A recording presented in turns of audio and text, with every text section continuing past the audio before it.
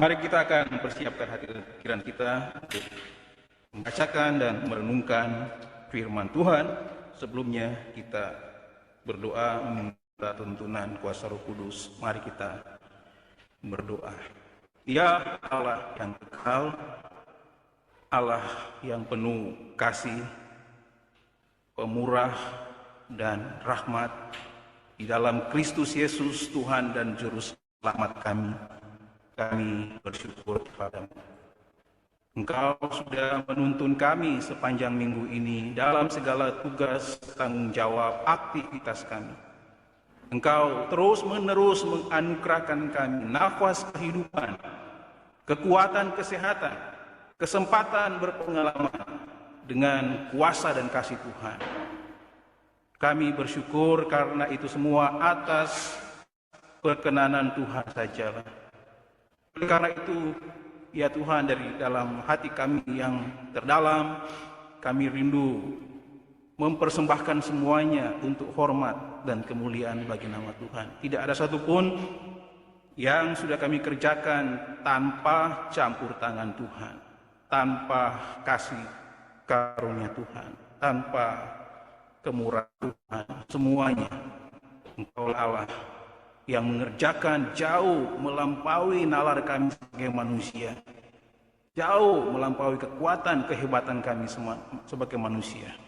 Hanya karena Engkaulah, sehingga kami boleh kembali terhimpun di sini pada saat ini, memberanikan diri untuk melangkahkan kaki kami menuju rumah-Mu yang kudus, untuk bersama-sama bersekutu. Ini pun adalah anugerah Tuhan bagi kami yang telah menganugerahkan kami keberanian untuk melewati berbagai hambatan di waktu-waktu pandemi ini sekalipun. Kami mempunyai keberanian yang kuat, tekad yang kuat untuk datang ke hadirat Tuhan sebagaimana firman Tuhan.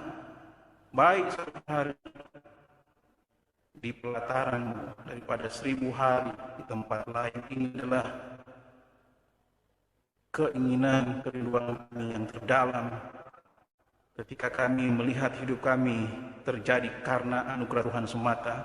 Tidak ada cara lain kami membalas kasih setia Tuhan selain kami datang memberanikan diri masuk ke hadirat Tuhan untuk memuji dan memuliakan nama-Mu.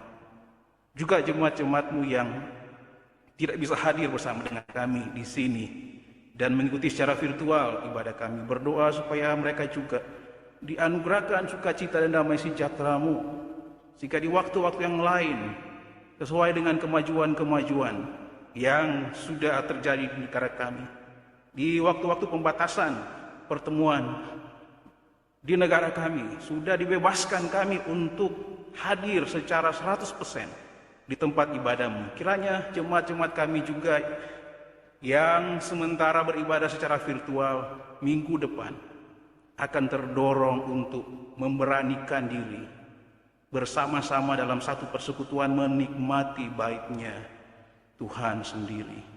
Semua kami di sini tiada yang terkecuali, baik kami yang ada di rumah-Mu yang kudus, bahkan jemaat-jemaat-Mu yang sedang beribadah secara virtual bersama kami di tempat kediaman mereka. Masing-masing kami berdoa, ya Roh Kudus, terangilah setiap hati dan pikiran kami. Kuasailah hati dan pikiran kami sehingga kami benar-benar menggunakan waktu bersama beribadah pada kesempatan ini untuk memuliakan Tuhan secara khusus. Kami rindu membaca dan merenungkan firman Tuhan. Biarlah kami dapat mengkonsentrasikan diri dan terus memohon kepadamu ya Tuhan dalam segala kekurangan, kelemahan dan keterbatasan kami, supaya Engkau Allah hadir. Engkau Allah menerangi setiap kami dalam segala keterbatasan dan kelemahan kami. Ketika Engkau ada hadir dan menerangi kami, di sanalah kami melihat ternyata Engkau Allah tetap berkenan ketika hati kami benar-benar dipersembahkan kepadamu. Hamba-Mu yang sederhana ini pakailah dengan urapan-Mu untuk mampu menjadi alat Tuhan yang kuat, tajam, tangguh, terpercaya di tangan Tuhan, menyampaikan kebenaran firman Tuhan sehingga tidak ada satupun di antara kami yang akan pulang dengan kekosongan, tetapi semua kami di rumahmu yang kudus ini, di rumah masing-masing, atau siapapun yang sedang mengikuti secara virtual ibadah kami melalui ruang Zoom dan Facebook KGPM Paulus Ciputat, semuanya akan diberkati Tuhan berlimpah-limpah. Waktu kami sepenuhnya kami serahkan ke dalam otoritas Tuhan. Tidak ada kuasa yang lain yang sanggup bertahan dalam hadirat-Mu. Oleh karena itu, kalau masih ada kuasa-kuasa yang lain selain dari kuasa-Mu yang berusaha untuk menghalang-halangi kami belajar firman Tuhan, memahaminya dan diberi kesempatan untuk melakukannya, semua kuasa-kuasa itu kami tolak demi kuasa darah Tuhan kami, Yesus Kristus. Kau melindungi kami, Engkau memproteksi kami dengan kuasa darah-Mu, sehingga kami leluasa untuk menikmati kebenaran-Mu di pagi ini. Dengar, sempurnakan doa kami. Semuanya untuk hormat, kemuliaan nama Tuhan kami Yesus Kristus. Terpujilah nama-Mu kekal sampai selama-lamanya. Amin. Firman Tuhan terdapat dalam 2 Tawarik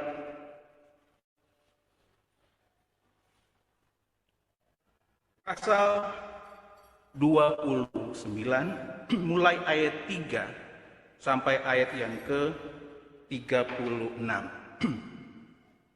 Mari kita membaca bersama-sama. Karena ayat ini panjang sampai ayat 36. Bapak Ibu boleh mengikuti dalam hati. Saya akan membacakan ayat 3 sampai ayat 36 yang diberi judul oleh Lembaga Alkitab Indonesia, Hizkia menguduskan kembali rumah Tuhan. Pada tahun pertama pemerintahannya, dalam bulan yang pertama, ia membuka pintu-pintu rumah Tuhan dan memperbaikinya. Ia mendatangkan para imam dan orang-orang Lewi dan mengumpulkan mereka di halaman sebelah timur. Katanya kepada mereka, dengarlah hai orang-orang Lewi, sekarang kuduskanlah dirimu dan kuduskanlah rumah Tuhan Allah nenek moyangmu. Keluarkanlah kecemaran dari tempat kudus, karena nenek moyang kita telah berubah.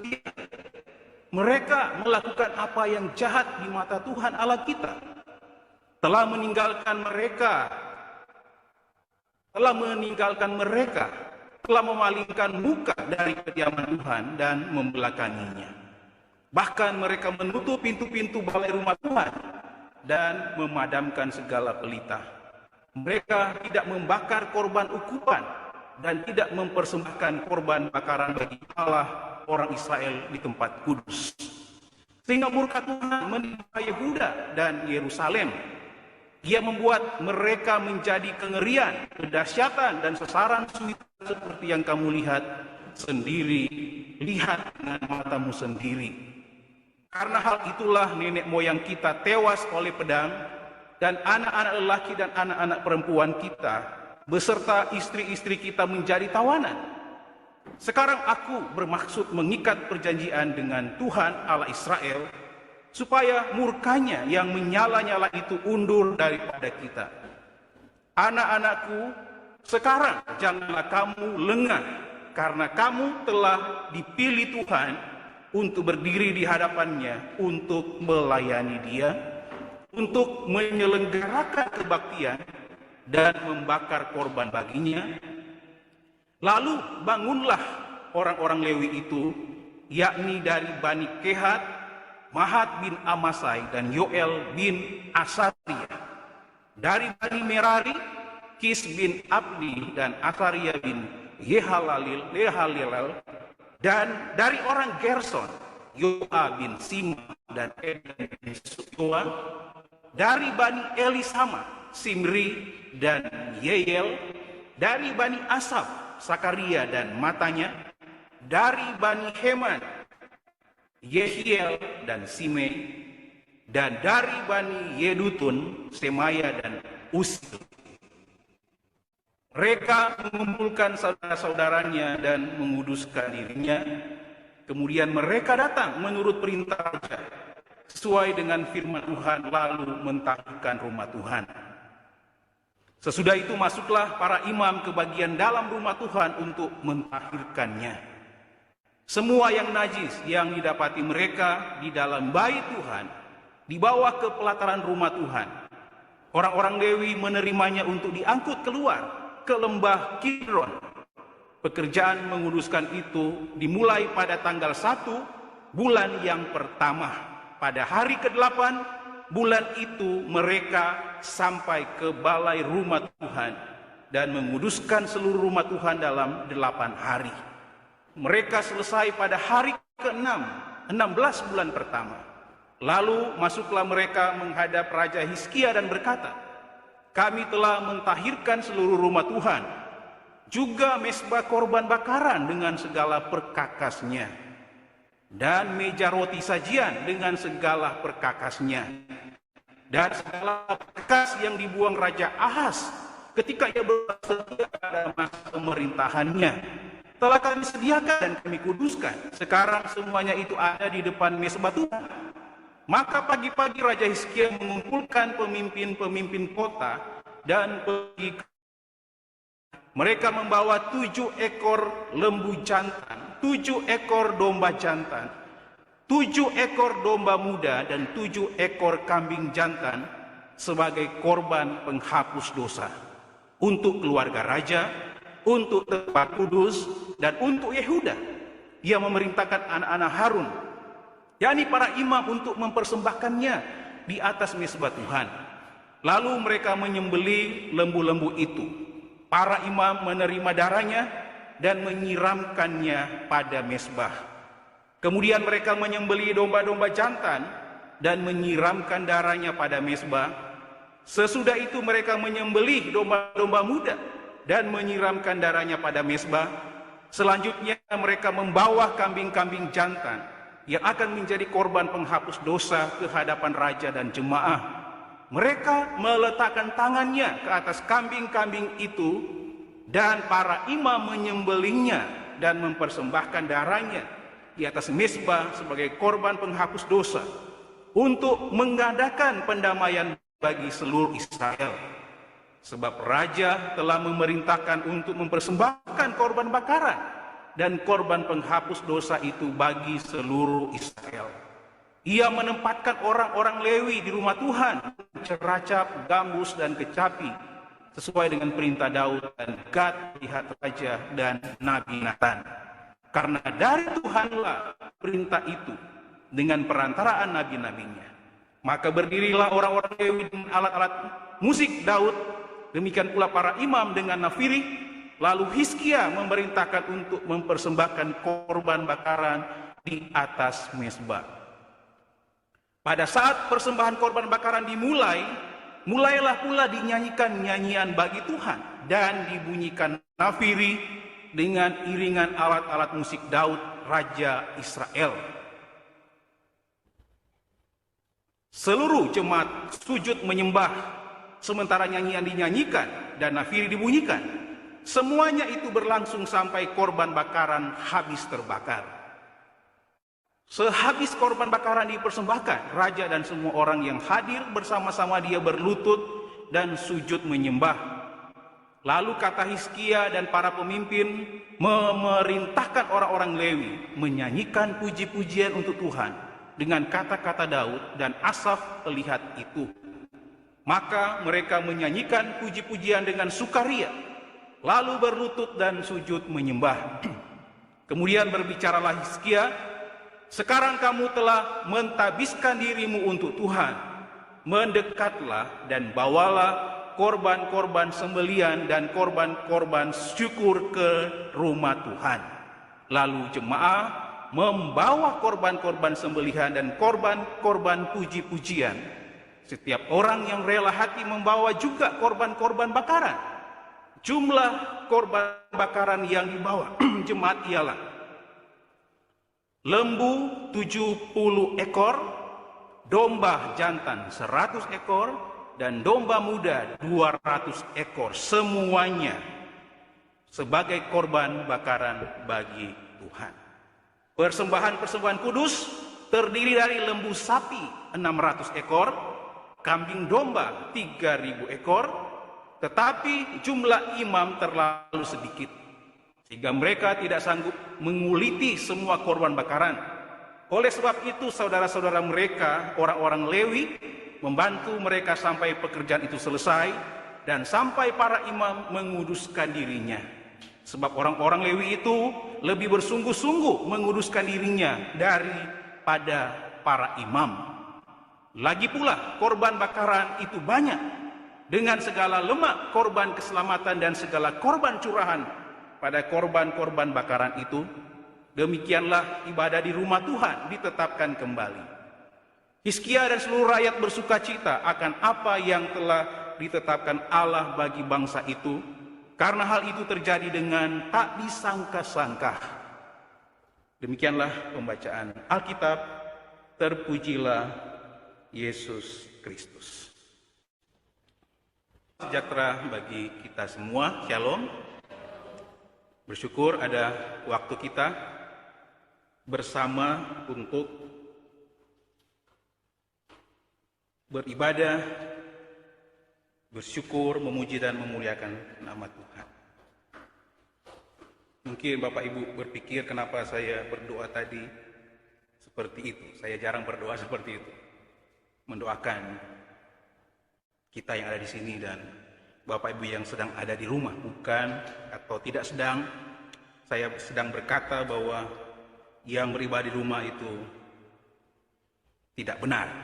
Tetapi kalau kita membaca bagian tadi dari 2 Tawarik pasal 29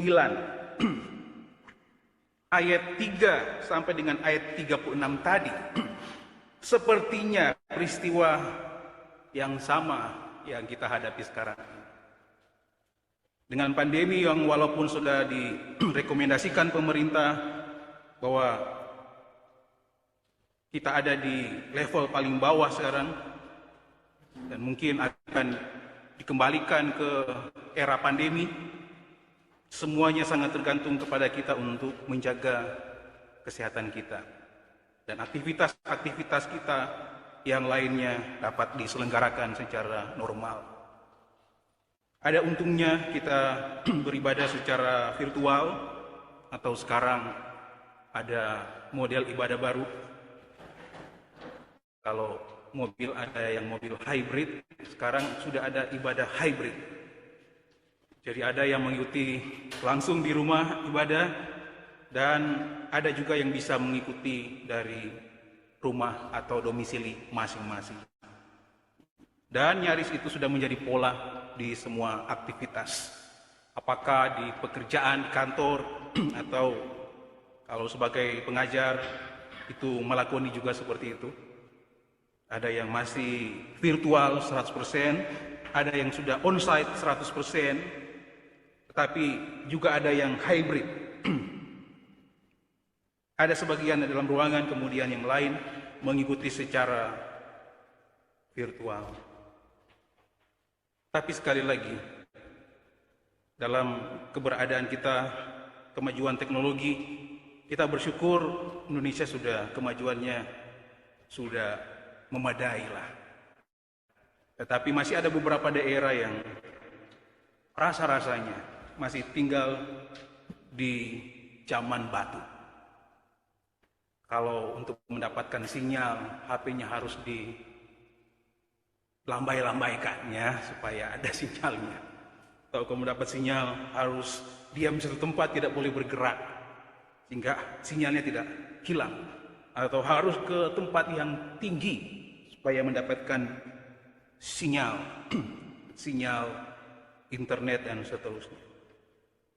Demikian juga dengan jemaat-jemaat yang beribadah secara virtual, pasti ada banyak hal yang tidak diinginkan. Saya melakoninya sebagai operator dan ada jemaat yang share suaranya putus-putus, Pak. Gambarnya hilang, Pak. Itu secara khusus mengganggu saya yang menjadi operator, hilang konsentrasi untuk beribadah.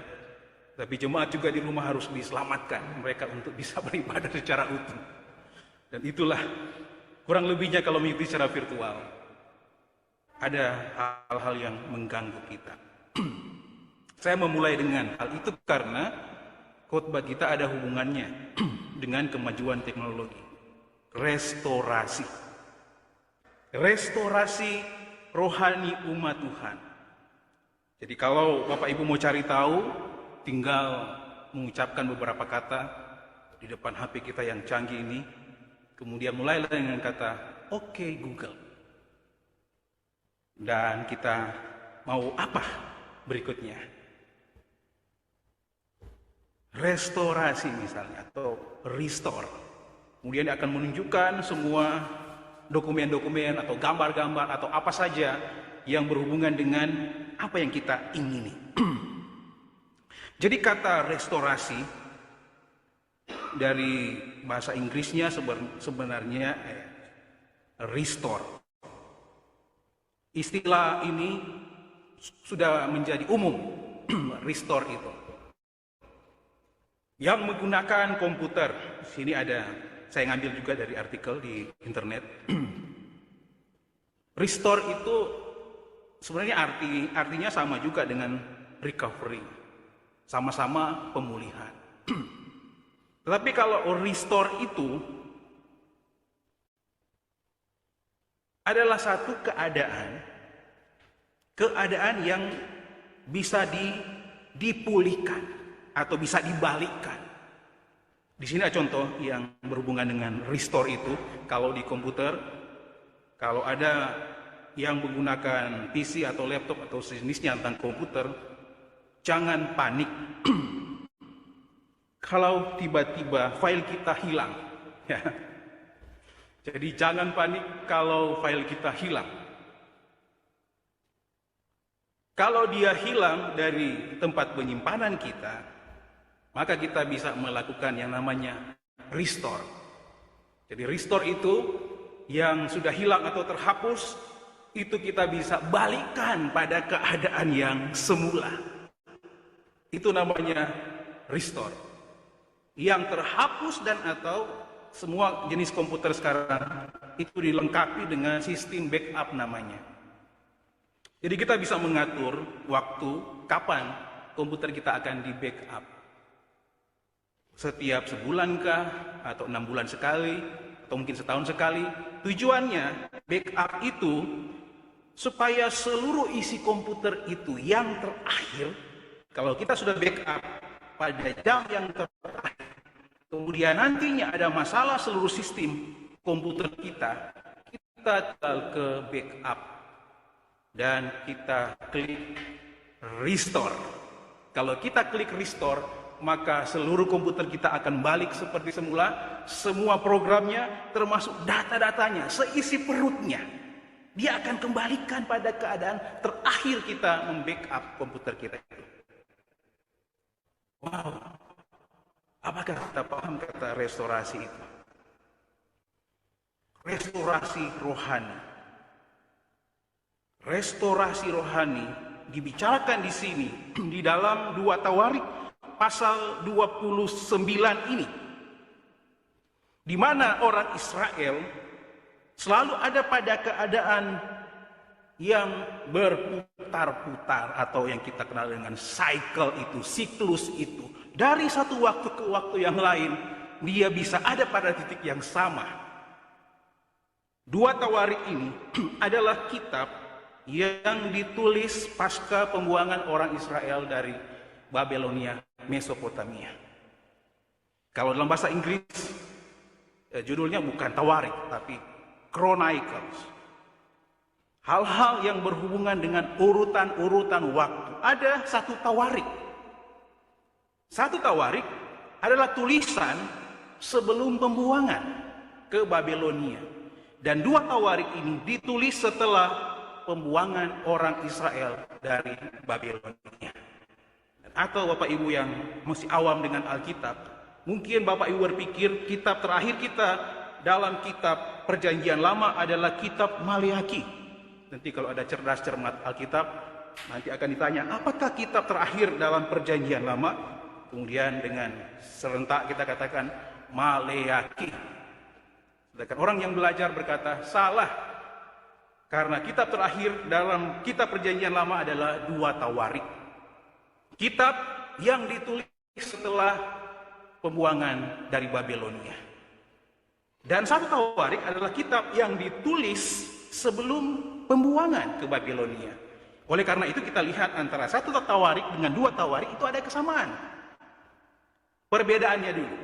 Perbedaannya dengan 2 Tawarik, kalau kita membaca 1 Tawarik, semua sejarah Israel, sistem kerajaannya ditulis. Karena kita tahu bersama ternyata Israel itu tidak hanya satu kerajaan, tetapi ada 2 kerajaan. Yang disebut kerajaan utara dan kerajaan selatan. Menjadi terpecah kerajaan itu pasca Salomo tidak memerintah lagi sebagai raja. Ketika anaknya menggantikan Salomo dan tidak ada kepuasan di antara orang Israel, sehingga terpecahlah kerajaan Israel menjadi kerajaan utara yang disebut kerajaan Israel itu dengan 10 suku di utara, dan kerajaan selatan yang disebut dengan kerajaan Yehuda, 2 suku di selatan. Di 1 Tawarik, sejarah kerajaan utara dan selatan itu ditulis semuanya. Dan bahkan urut-urutan raja-raja dari utara dan selatan semuanya ditulis di 1 Tawarik. Coba Bapak Ibu baca 2 Tawarik. Di 2 Tawarik yang ditulis hanya suku kerajaan di kerajaan selatan, atau yang dikenal dengan kerajaan Yehuda. Dan di kerajaan selatan pun tidak ditulis semuanya. Yang ditulis di 2 Tawarik hanya sejarah raja-raja yang baik. Apakah ada raja-raja yang jahat? Di kerajaan utara nyaris hampir semuanya jahat raja-rajanya setelah terpecah kerajaan itu. Kemudian kerajaan selatan yang 2 pun ada raja-raja yang jahat di sana. Tetapi 2 Tawarik yang ditulis hanya raja-raja yang baik. Tujuannya apa? Kenapa hanya yang baik saja yang dicantumkan di 2 Tawarik, termasuk yang kita baca hari ini di 2 Tawarik 29 Raja Hizkia? Karena apa? Tujuannya apa? Tujuannya adalah orang-orang yang punya mentalitas budak setelah diangkut ke pembuangan sepanjang 70 tahun, setelah dibebaskan, yang akan diajarkan kepada sejarah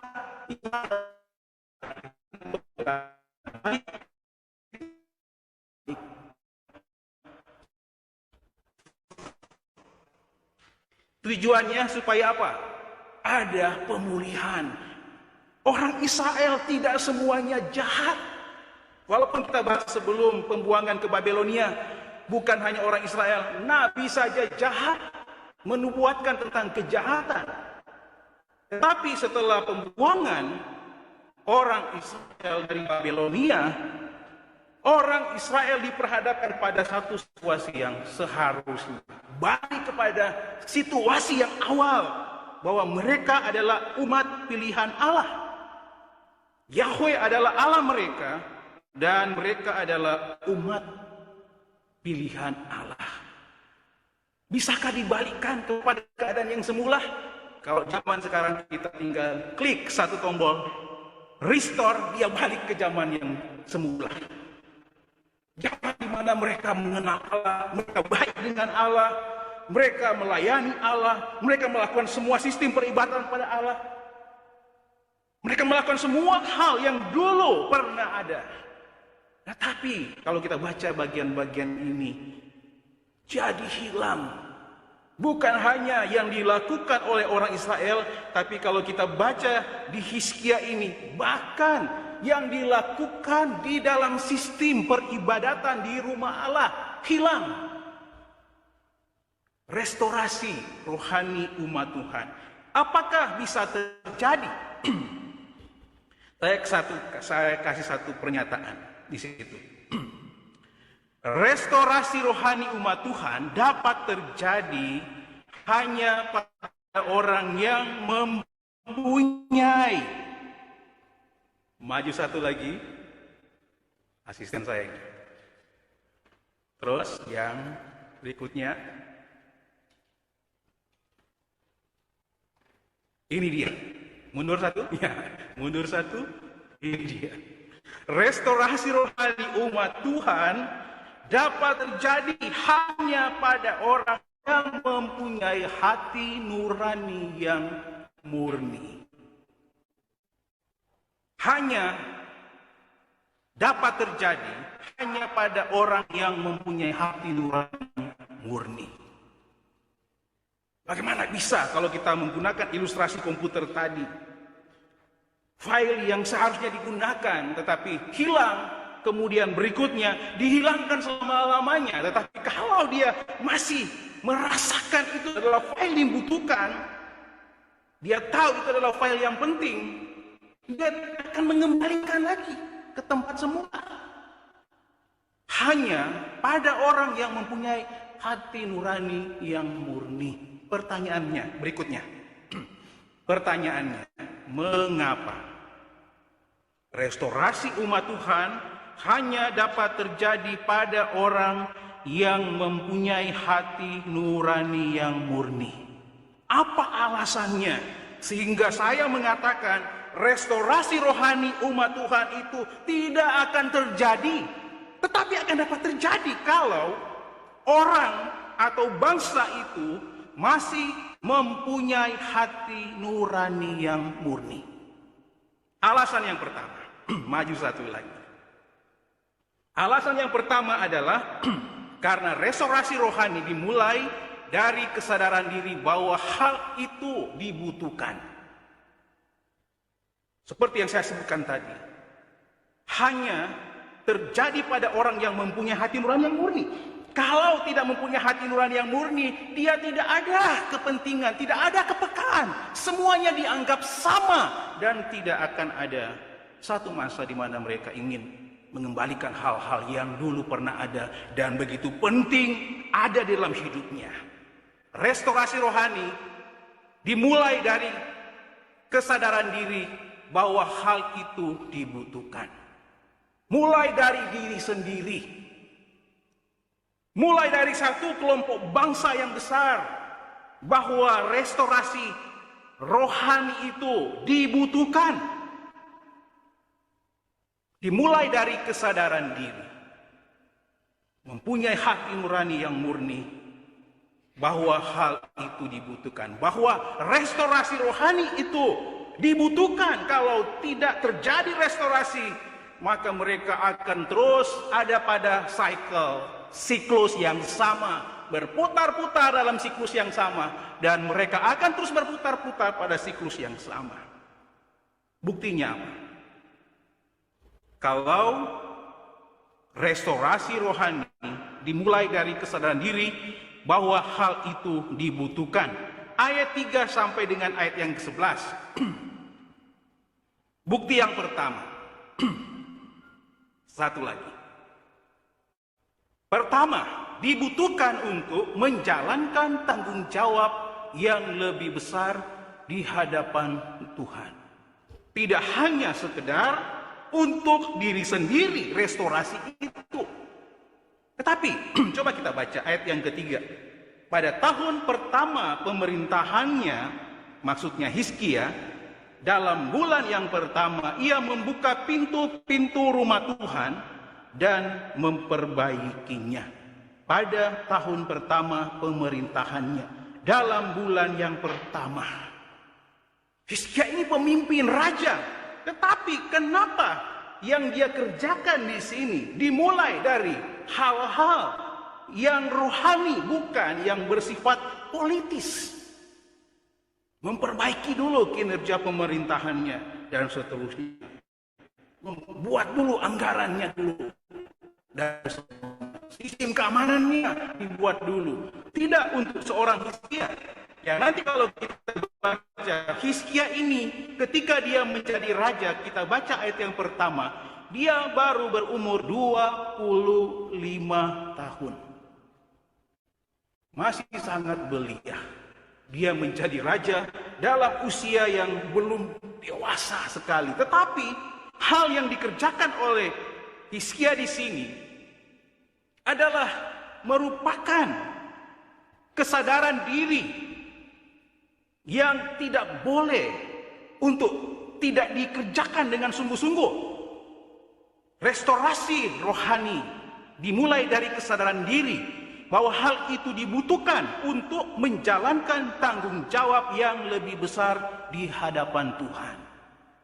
Coba diteruskan lagi slide. Pada awal pemerintahan Hizkia, fokus utamanya bukanlah menguatkan pengaruh politiknya. Terus lagi, ia mulai dengan suatu hal yang berbeda dari raja-raja terdahulu, yaitu membuka pintu rumah Tuhan dan memperbaikinya. Ayat 3. Mendorong imam-imam dan Lewi untuk menjalankan fungsi mereka sebagai penyokong rohani umat Israel. Ayat 4, 5, dan 11. Kemudian di ayat 8 sampai ayat 9 pertanyaannya. Mengapa begitu? Mengapa Hizkia mendahulukan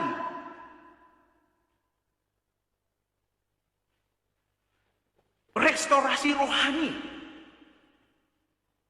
Jawabannya, Hizkia menyadari betul ketidaksejahteraan dan berbagai penderitaan umat Allah.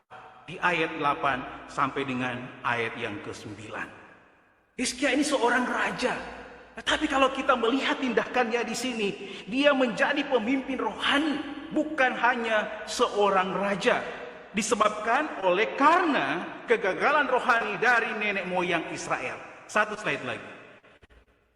Disebabkan oleh karena kegagalan rohani dari nenek moyang Israel. Di ayat 6 sampai ayat yang ke-7. Mereka melakukan apa yang jahat di mata Tuhan Allah kita. Kemudian seterusnya, telah meninggalkannya. Kenapa? Hizkia begitu ngotot untuk mendahulukan restorasi rohani umat Tuhan atau bangsa Israel. Dia tahu sejarah orang Israel di waktu lalu. Melakukan apa yang jahat di mata Tuhan. Bahkan disebutkan mereka meninggalkan perilaku mereka. Disebutkan berikutnya, perilaku mereka menistakan Tuhan yang Maha Kudus dengan meninggalkan ibadah yang benar. Dengan kesadaran akan dosa nenek moyang Israel, Hizkia mengambil inisiatif untuk memperbaharui perjanjian dengan Tuhan Allah Israel di ayat yang ke-10. Kesadaran rohani yang dimulai dari Hizkia menstimulasi pada gerakan rohani besar. Bertujuan apa? Dibutuhkan untuk apa?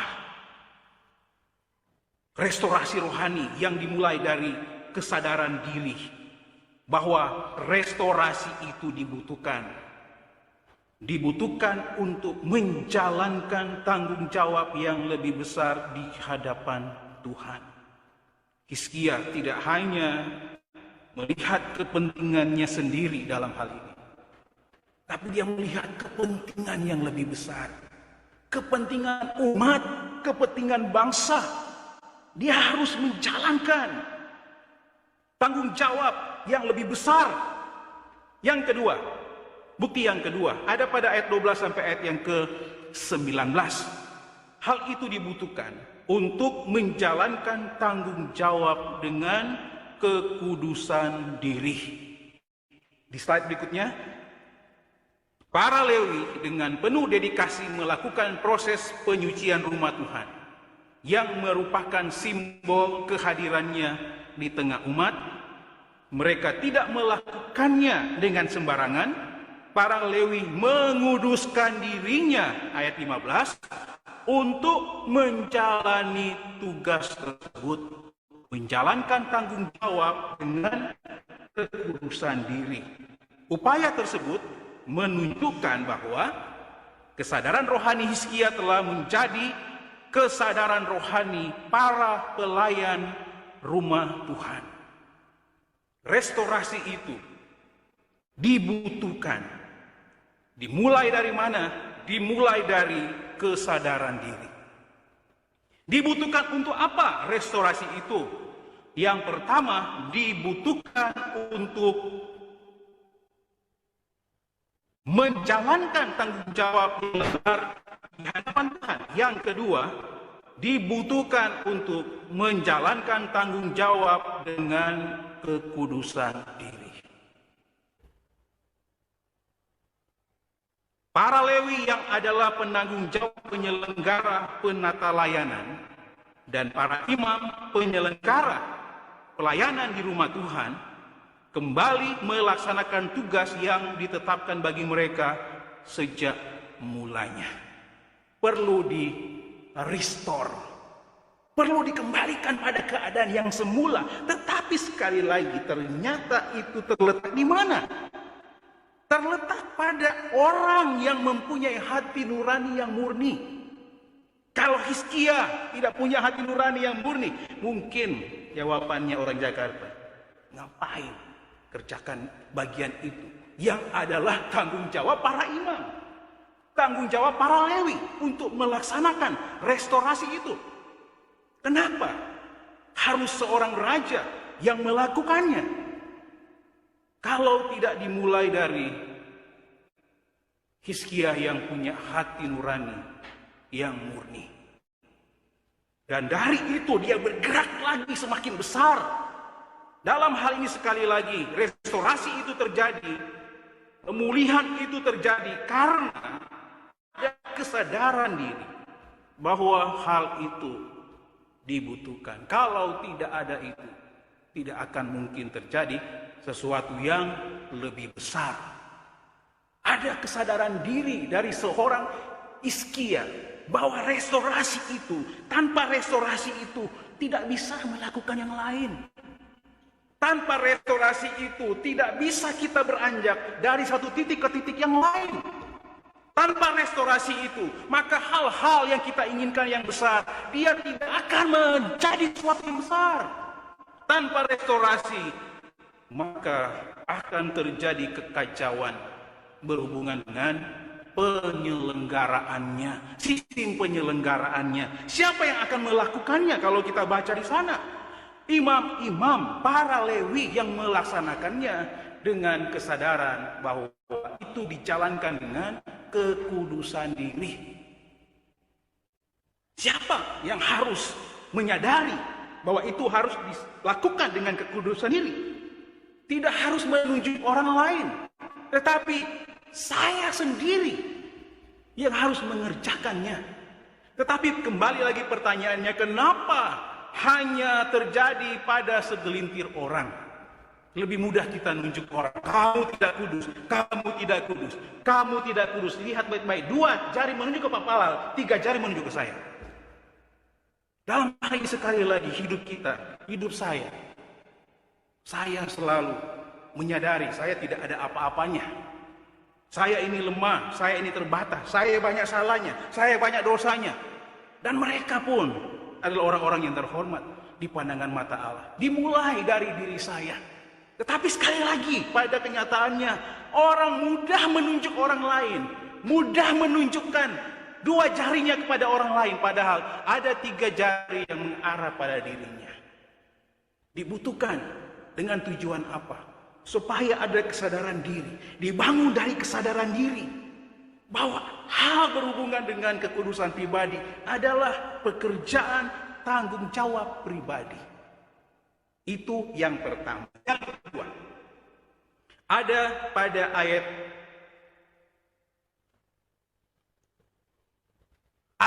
ayat 20 sampai ayat 36.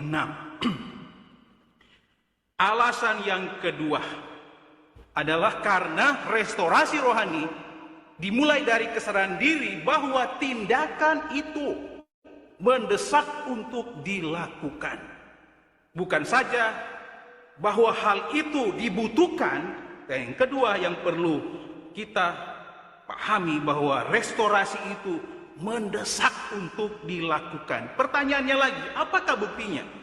Kalau restorasi yang dimulai dari kesadaran itu mendesak untuk dilakukan pada ayat 20 sampai ayat yang ke-30.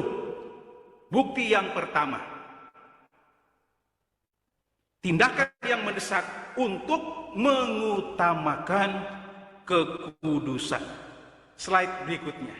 Oleh dorongan Hizkia, imam-imam dan para Lewi melakukan tindakan untuk menguduskan kembali rumah Tuhan di Yerusalem yang selama ini telah diabaikan oleh para pendahulu Hizkia. Selanjutnya dengan penuh ketulusan hati, Hizkia mempersembahkan korban penghapus dosa secara penuh yang kita baca tadi.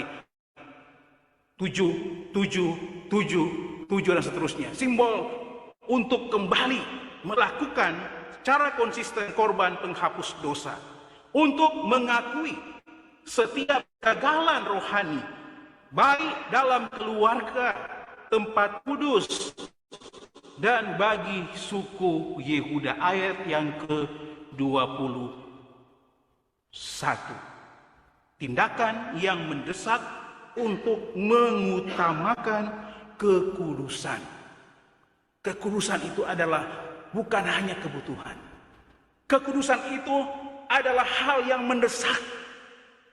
Mendesak untuk dikerjakan, mendesak untuk dilakukan. Kalau kita baca pada ayat yang ke-21, kegagalan rohani itu yang mendesak untuk kembali dilakukan dalam hal keluarga, dalam hal tempat kudus, dalam hal suku Yehuda.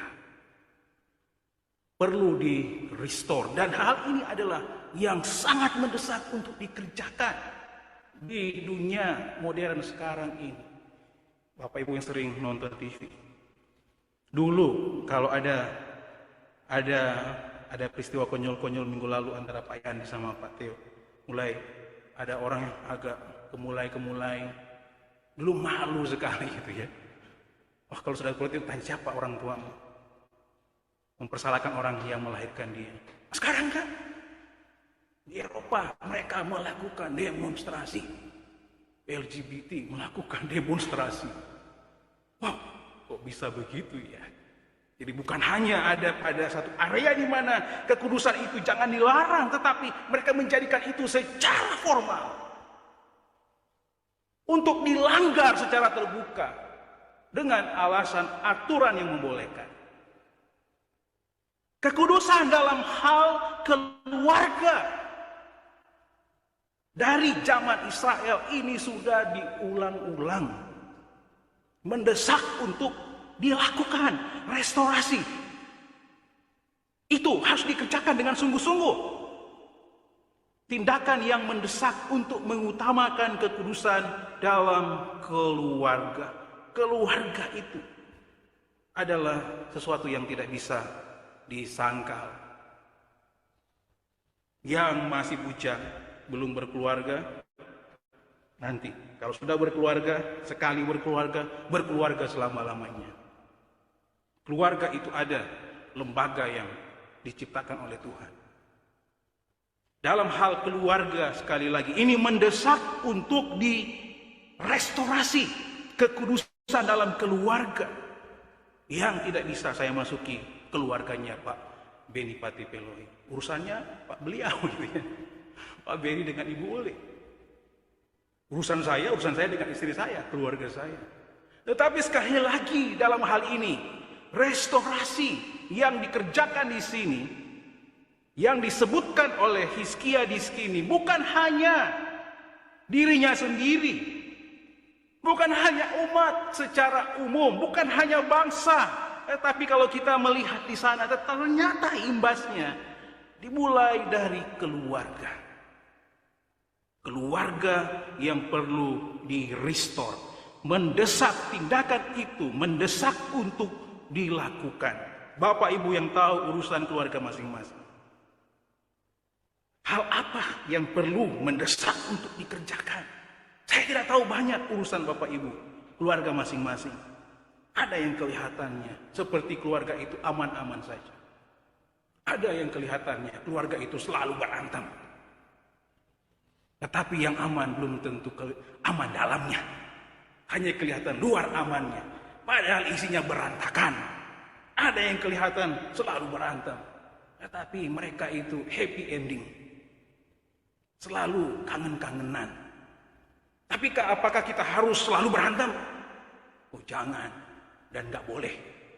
Tapi kalau berantem, apakah perlu ditolak? Ya jangan ditolak, karena memang itu sudah realitas, dua orang disatukan menjadi satu. Kalau cuma satu sendiri, ya nggak ada lah yang berantem. Kalau berdiri sendiri, berantemlah sama bantal guling. Tapi kalau ada dua orang dalam satu keluarga, berantem itu wajar dan normal. Ya daripada yang kelihatan baik, adem, tetapi isinya itu seperti tembok yang dingin. Tidak ada hubungan suami istri yang jelas di sana. Yang kedua, disebutkan di situ restorasi. Restorasi bagi siapa? Restorasi bagi tempat kudus dan bagi suku Yehuda. Bahkan ia mewakili seluruh suku Israel yang telah memberontak kepada Tuhan. Ayat yang ke-24 mendesak untuk dilakukan restorasi itu. Tindakan lain yang dilakukan Hizkia adalah mengembalikan natur ibadah rumah Tuhan sesuai dengan keharusannya. Ayat 25 sampai dengan ayat yang ke-30 mendesak untuk dilakukan, dikerjakan. Hizkia secara sungguh-sungguh melaksanakan bakti kepada Allah yang benar melalui pelayanan para imam dan Lewi. Mendesak untuk direstorasi dengan kesadaran yang sungguh-sungguh. Yang kedua, bukti yang kedua, bahwa restorasi rohani dimulai dari kesadaran diri bahwa tindakan itu mendesak untuk dilakukan. Yang kedua ada pada ayat 31 sampai ayat yang ke-36.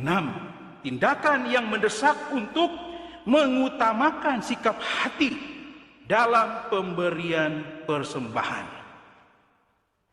Upaya lain yang menunjukkan kesungguhan hati dari Hizkia untuk merestorasi umat Tuhan adalah pemberian jumlah persembahan korban yang sedemikian banyak, disebutkan dari ayat 31 sampai ayat 35. Kita sudah baca tadi. Ada yang ratusan kelompok pertama, bahkan ada yang ribuan jumlahnya. Jemaat, umat dengan rela melakukan itu, memberikan itu, mempersembahkan itu. Pemberian persembahan tersebut disertai dengan sikap hati yang sedemikian kuat menghormati kekudusan Tuhan. Mengutamakan sikap hati dalam pemberian persembahan. Tetap menghormati kekudusan Tuhan. Baik persembahan, bahkan pelaksanaan korban dilakukan dengan tidak sembarangan. Hizkia, umat, para imam dan Lewi menguduskan diri mereka bagi Tuhan. Hasil yang dinikmati adalah Hizkia dan seluruh rakyat bersukacita di ayat yang ke-36. Saya bacakan ayat 36. Hizkia dan seluruh rakyat bersukacita akan apa yang telah ditetapkan Allah bagi bangsa itu, karena hal itu terjadi dengan tidak disangka-sangka. Bagian firman Tuhan yang kita baca pagi ini memang adalah bagian dari sejarah Israel dalam hal memulihkan mentalitas Israel pasca pembuangan dari Babelonia. Untuk melihat ternyata hal-hal yang terjadi sebelum pembuangan tidak semuanya adalah jahat. Bahkan Israel sudah dimulai dari perjanjian yang dibuat dari perjanjian Abraham. Dilanjutkan ke perjanjian Musa yang dikenal dengan perjanjian Sinai. Kemudian dilanjutkan lagi ke perjanjian Daud. Dan dilanjutkan lagi kalau kita baca di kitab Yesaya Yeremia dengan perjanjian baru. Yang semuanya kita baca perjanjian baru itu ternyata semuanya ada di hati nurani orang umat Israel. ada di hati setiap kita. Allah menaruh sekarang di hati kita. Semuanya sudah terbuka lebar kepada kita. Apa yang kita tidak tahu dengan semua penyataan rahasia Allah, semuanya sudah ada di dalam firman ini. Tetapi yang terjadi sekarang adalah perbedaan di antara orang-orang percaya. Perbedaannya terletak di mana? Tidak menyadarinya dengan melakukan dengan hati nurani yang murni. Hati nurani yang murni. Hati nurani yang bersih di hadapan Tuhan. Segala sesuatu kalau tidak dilakukan dengan hati nurani yang bersih, atau dalam tanda petik tidak punya hati nurani, hati yang sudah ditutupi dengan berbagai hal yang seakan-akan tidak perlu lagi sentuhan-sentuhan perasaan emosi, hati nurani sudah membeku hidupnya, akan sangat sulit untuk melihat satu kepentingan bahwa kita harus dibawa pada satu keadaan diri, balikan lagi pada keadaan yang sama waktu dulu saya percaya Yesus Kristus itu Tuhan dan Juru Selamat. Pada keadaan di mana kita tahu kita ada sekarang hanya karena kita punya iman kepada Yesus Kristus. Iman kepada Yesus Kristus itulah yang menjadikan saya sekarang dapat melayani Tuhan. Saya sekarang dapat memberikan diri saya, mempersembahkan diri saya kepada Tuhan. Hanya karena waktu itu saya telah percaya terima Yesus sebagai Tuhan dan Juru Selamat. Dan dalam perjalanan selanjutnya, apakah saya akan setia terus-menerus? Oh, ternyata waktu membuktikan, ternyata ada saat di mana saya benar-benar hanya mengandalkan diri sendiri. Saya tidak lagi mengandalkan Tuhan. Nanti kalau kita baca kitab-kitab Kejadian, disebutkan dengan terang di sana sejarah Israel. Pada waktu orang mulai tidak mengandalkan Allah, dia akan berhadapan dengan jalan yang tertutup. Pada waktu dia mulai mengandalkan diri sendiri, dia akan diperhadapkan pada hukuman-hukuman, ancaman-ancaman, malapetaka. Pada waktu dia tidak menghiraukan Allah lagi, maka dirinya akan ada pada situasi yang sangat berbahaya. Tetapi kembali lagi di sini, ketika kita sudah percaya menerima Yesus, kemudian berikutnya kita menjalani hari-hari kita mengikut Tuhan, apakah ada saat-saat di mana kita tidak taat kepada Tuhan? Ternyata itu adalah hal yang wajar dan normal. Terjadi pada orang yang sedang tinggal di dalam dunia. Kita tidak sedang ada di sorga. Di kiri kanan kita adalah orang-orang yang tidak senang kita beribadah di sini. Itu kenyataannya. Kita bisa dipengaruhi situasi kita, keadaan rohani kita. Kemudian akhirnya orang berkesimpulan, jangan ke gereja, di rumah saja. Karena sama saja kan, di gereja sama di rumah. Orang mulai tidak bertanggung jawab lagi untuk mengutamakan persekutuan bersama sebagai gereja Tuhan. Karena dia menganggap ada atau tidak ada, itu sama saja. Tetapi kembali lagi, ini di-restore lagi. Hizkia memberikan teladan kepada kita. Kalau dulu pernah ada, jangan menolak. Hal itu dibutuhkan untuk dibalikkan pada keadaan itu. Jangan kita mengeraskan hati kita dengan berbagai dalih, berbagai alasan, berbagai argumen yang banyak sekali. Sebagai hamba Tuhan, saya hanya katakan saya berdoa saja. Tidak ada cara yang lain. Karena hamba-hamba melakukannya, jemaat juga melakukannya. Untuk berargumen, untuk berdalih dengan semua alasan, sehingga hal-hal itu tidak perlu di-restore. Hal-hal itu tidak perlu mendesak tindakan itu untuk dikerjakan. Tetapi kalau kita tahu seperti yang Hizkia lakukan di sini, kepentingannya bukan untuk kepentingan Hizkia, tetapi kepentingan di sini kepentingan yang lebih besar di dalam kerajaan Allah. Kalau saya berkoar-koar di sini, bukan untuk kepentingan saya saja, Kalau kita berkoar-koar memberitakan tentang kebenaran, bukan hanya kepentingan saya secara pribadi, tetapi untuk kepentingan yang lebih luas. Untuk kepentingan semua orang percaya. Supaya kita bergandengan tangan, kita saling mengingatkan, jangan menutup rapat-rapat telinga kita dengan semua alat supaya kita tidak mendengar, hati yang menebal, sehingga banyak sekali beralasan untuk tidak mau di-restore. Minta maaf, kalau kita masih hidup, masih ada kesempatan. Tetapi kalau Tuhan sudah panggil hidup kita, kita tidak ada kesempatan.